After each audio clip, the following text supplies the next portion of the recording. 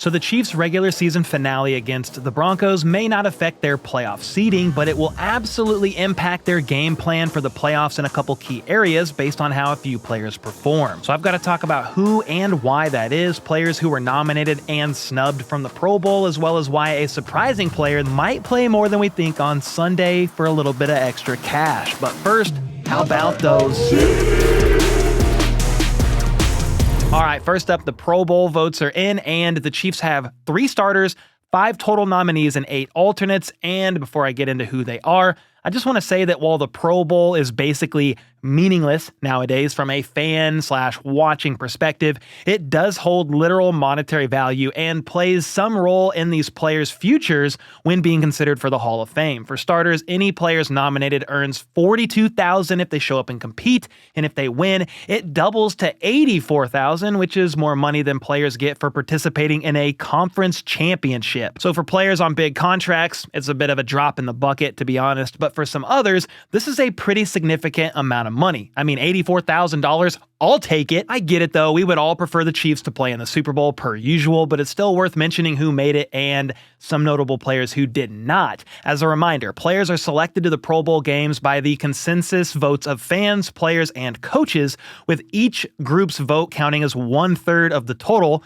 And with that being said, here's the Chiefs players who got voted in. Center Creed Humphrey, left guard/left tackle when needs be Joe Thuney, and defensive tackle Chris Jones made it as the starters. And this is Chris Jones' 6th straight nomination and the 3rd straight for both Joe Thuney and Creed Humphrey, so congrats to them. Then Travis Kelce and Trey Smith were also nominated, albeit not as starters for what it's worth. Kelce led all players in fan votes and got a Pro Bowl nod for the 10th straight season though, which is awesome. Meanwhile, this was Trey Smith's first Pro Bowl nomination. And speaking of firsts, you may quickly realize somebody missing from the list of nominees, and that is quarterback 1, Patrick Mahomes. He didn't make the Pro Bowl for the first time in his career as a starter. So yeah, a little surprising to me because he made the Pro Bowl last year, but is a bit better stat-wise this year. He's thrown 3 less INTs and 1 less touchdown, plus has a better passer rating and QBR. Some of that is just props to the 3 quarterbacks who did make it: Joe Burrow, Lamar Jackson, and Josh Allen.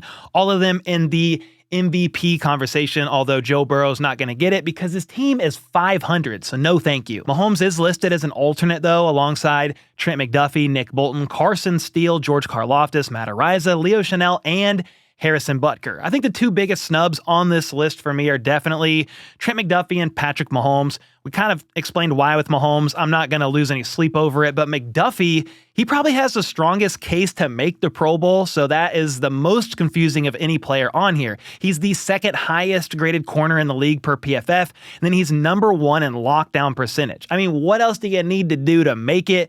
I understand they're probably basing some of this off of interceptions and other metrics, but lockdown percentage being the best in the league as a cornerback and not even getting voted in the top 10 is some weird, wild stuff. Mahomes was voted in as the number 8 quarterback, just behind the legend Bo Nix. Trolling a bit there, of course, but hey, Bo Nix is having a pretty good rookie year, all things considered, and Sunday is going to be an epic battle between Bo Nix and Carson Wentz. Not laughing because it's funny, just because the Chiefs have already locked up the 1 seed, back-to-back Super Bowl champs chasing a 3-peat, and Patrick Mahomes didn't even make the Pro Bowl. Anyway, Wentz was officially named the starter for the Week 18 finale between the Chiefs and Broncos, and with the Chiefs locking up the 1 seed after dominating the Steelers on Christmas, key starters are going to be resting, including the non-Pro Bowler himself, Patrick Mahomes, and Andy Reid spoke to the media yesterday, making that announcement official. Wasn't a huge surprise, but it was official, along with a couple other things that I got to touch on here in a bit.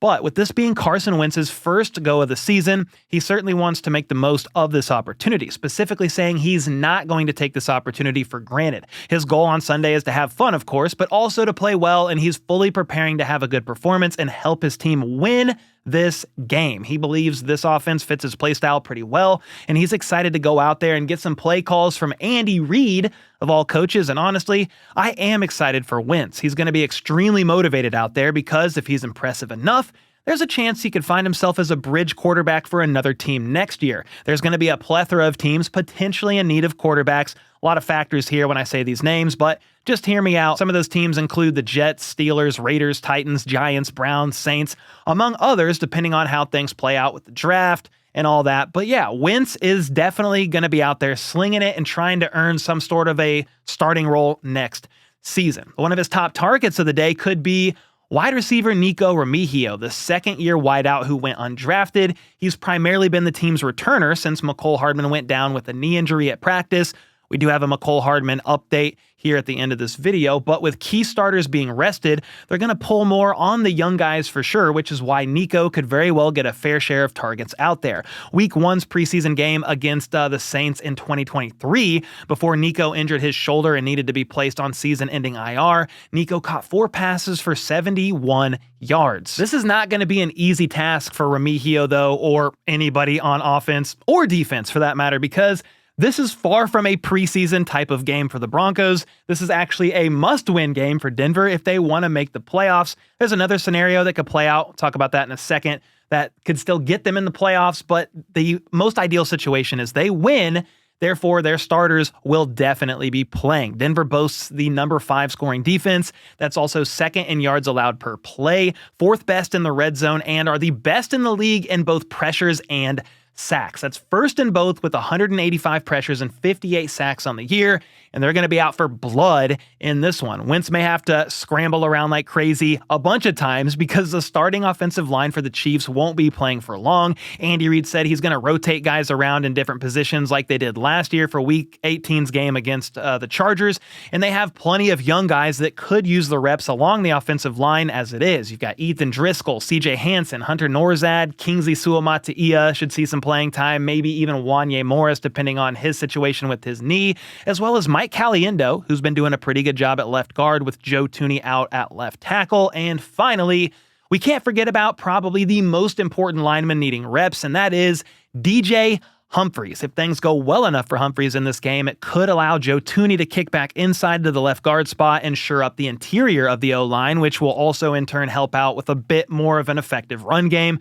But first, Humphries needs his hamstring to hold up and to show some quality reps for however many snaps they have him out there this Sunday. Andy Reid said there's a chance DJ Humphries plays. He's feeling good health-wise. They just need to see how he does at practice this week. Well, he was a full participant yesterday and today, which is a great sign for him health-wise and definitely has him trending to play at this point in time. And again, this is a much-needed game for DJ Humphries because I promise you, when the Chiefs signed him back on December 8th, the plan was to have him play in a few games to get the rust knocked off in time for the playoffs. Well, instead, he played just a few quarters, and therefore, out of every player on the team, I would argue Humphries should benefit the most from it, and this could be the most impactful thing for the offense moving forward for the playoff stretch. I do believe Joe Thuney can keep playing out there at left tackle. He's allowed 0 sacks for what that's worth against some very elite pass rushers.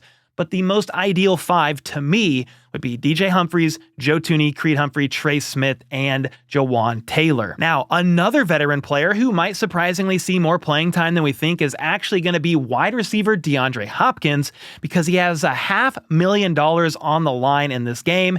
No, he didn't bet on the game. It's an incentive that he could hit for catching one more touchdown pass. It's a kind of a similar situation to Chris Jones last year. Week 18, if you remember, he needed 1 sack to secure a $1.25 million bonus, and he eventually pulled it off in the third quarter, sacking Easton Stick, and everybody went ballistic on the sidelines in celebration with him. Well, DeAndre Hopkins, again, needs just 1 touchdown to earn $500,000, and therefore, if we do see D-Hop out there, it's almost definitely going to be if/when KC's offense gets into the red zone. Broncos wide receiver Courtland Sutton is another guy chasing an incentive as he needs just 82 yards to earn $500,000, just like DeAndre Hopkins. Combine that with the fact that backups or younger guys will be rotating around in the secondary, and I think it's definitely possible that Courtland Sutton at least hits that. So if you are doing some pick'ems this weekend, I'll show you a few up on screen that I'm rolling with based on players chasing incentives. There's too many to explain in detail. Again, there's a lot of them, but there are some fun ones, and that's the ones I'm going with right now. Then, of course, if a D-Hop touchdown becomes available, I'm hitting the higher on that. And either way, you can join in on the fun with me by signing up with my code HBTC on Underdog. That's the season-long partner of the channel, as well as the best and easiest place to play fantasy sports. And any new signups using my code HBTC will get up to $1,000 in bonus cash plus a free pick in the lobby. Now, another guy I'll be watching out for to see if his attempts become available on Underdog as an option is the running back fullback hybrid Carson Steele. He's most likely going to be the workhorse on Sunday, getting the majority of the carries with Pacheco resting his ribs, and I seriously doubt they want Kareem Hunt taking a ton of snaps out there, as his value is definitely going to be brought forth in the playoffs, especially once he's rested and healthy. With that being said, Carson Steele fumbled 3 times earlier this season, losing 2 of them, and he said he's learned from that and has really worked throughout the season, mainly at practice, to address those issues, and he is excited to get some reps on Sunday. All in all, this Sunday's game is going to be a weird one and is probably the first game all year that I'm going to predict the Chiefs to lose. The Broncos are playing at home with all their starters slated to go. They have to win this, and they are currently 10.5-point favorites with a playoff berth on the line. I'm not going to give you a score prediction just because I don't know how it's going to play out, but if Denver does win, they are the 7th seed no matter what. If they lose and the Dolphins beat the Jets, the Dolphins instead lock in the 7th seed. But then, if somehow both the Broncos lose to the Chiefs' backups and the Dolphins lose to the Jets, and the Bengals then beat the Steelers, Cincinnati is going to get that 7th seed. The last possibility is that if all 3 of these teams lose, the Broncos lose, Dolphins lose, Bengals lose, then Denver still sneaks in as the 7th seed, but again, the safest path for Denver is going to be a W without a shadow of a doubt. Now, it's not impossible for the Chiefs to win, but it will certainly be an uphill battle. As you can see here on screen, most people are picking the Broncos to win. You've got multiple key starters resting on both sides of the ball for the Chiefs, and Carson Wentz potentially might not even play the full game. Chris Oladokun will most likely get elevated because Carson Wentz needs to be healthy for the playoffs in case of emergency. They have had to call on their QB2 in more than one playoff game in the Mahomes era, so you don't want to chance Carson Wentz being out due to injury. I'm just mainly, when it comes to this game, looking for some of the young guys to get some valuable reps, players along the O-line that I mentioned earlier. Then, of course, the not-so-young guy, the veteran DJ Humphries. You also got Carson Steele, Nikko Remigio, and then on defense, players like Felix Anudike-Uzomah, Najee Johnson, Chris Rowland-Wallace, Cam Jones, Jaden Hicks. They should all see an increase in snaps and are going to be guys to keep eyes on, kinda, sorta, like a preseason game. That's what matters the most. Get reps. Leave healthy, no serious injuries, please. And then no matter if it's a win or a loss, doesn't matter, just prepare for that divisional round of the playoffs. And from here, I want to take a quick look at the injury report because it looks kind of crazy, but I can explain that away. And then there is a wide receiver back in action, at least at practice, who's previously been out on injured reserve. All right, so you have 3 players who have not practiced all week. These guys are not going to be playing in this game, but I'm not overly concerned here at this point in time. Chris Jones with the calf, Isaiah Pacheco with the rib, and Jawan Taylor with the knee. Andy Reid said Jawan Taylor's knee is just a little bit sore, and then Pacheco's ribs are tender. So that's kind of what's going on there. Chris Jones with the calf strain didn't play week 17 and the win on Christmas over the Steelers. So these guys are going to rest. That's much needed. And then the guys that I wouldn't really be worried about that you're kind of like, whoa, why are they limited? That's Trent McDuffie, Patrick Mahomes, Mecole Hardman, and then even Mike Pennell with the hamstring. I think Pennell will be good to go. Mahomes, when I looked at him on the injury report, I was at first like, wait, why is he on there? But it's the ankle. He's just resting. He's not going to play. I am not concerned about that at all. Trent McDuffie, slight cause for concern seeing the knee on there, but when you know he's not going to play and he's got a week after this even to rest, again, about zero concern right there regarding Trent McDuffie. Speaking of the cornerback room, something I didn't mention earlier, will we see Steven Nelson elevated and him get some reps in the cornerback room? I mentioned the young guys in Najee Johnson, maybe even Joshua Williams, Chris Rowland-Wallace, but what about Steven Nelson that the Chiefs signed to the practice squad a few weeks ago? Will he get called up and see some playing time? Because that could affect how the Chiefs use their secondary with Steven Nelson if he plays well. We'll have to see about that, and maybe he's a use in case of emergency kind of a guy, and you won't see him up there at all. If you don't see Steven Nelson elevated and play in this game, I doubt they really use him in the playoffs. Then the other side to watch would obviously be DJ Humphries and Nikko Remigio, because if Nikko does a good enough job, that would make me curious to see if Mecole Hardman returns, because you don't need 2 returners. If they bring Mecole back, what are you going to do to make room for him? We shall see, but that was another guy on the injury report is Nikko Remigio with the wrist. Full participant all week. So again, I'm not worried about any of these guys. You have Chamarri Connor, who missed the last couple of games with the concussion, fully participated Wednesday and Thursday, so he's trending to play, which is great. And then DJ Humphries with the hamstring again, fully practiced the last couple of days. So those are the Chiefs players on the injury report and what I think about that. The Broncos, not really worried about anybody here. Zach Allen's going to play. I mean, all these guys are going to play, maybe minus Frank Crum, depending on how bad that illness is.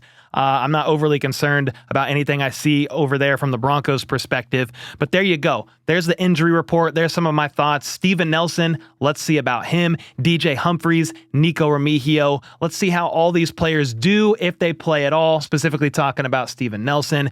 And then we'll kind of go from there, and that's going to kind of form some of the Chiefs' game plan in some of these position groups, whether it's the returner with Nico, the offensive line with DJ Humphries, maybe the secondary with Steven Nelson, or some of these other guys, the young guys in particular, shine, and that's the rotation they go with instead. Let me know your thoughts on that, who the key players you're going to be watching for in the comments down below. And until next time, let's go. Let's freaking go. How about those?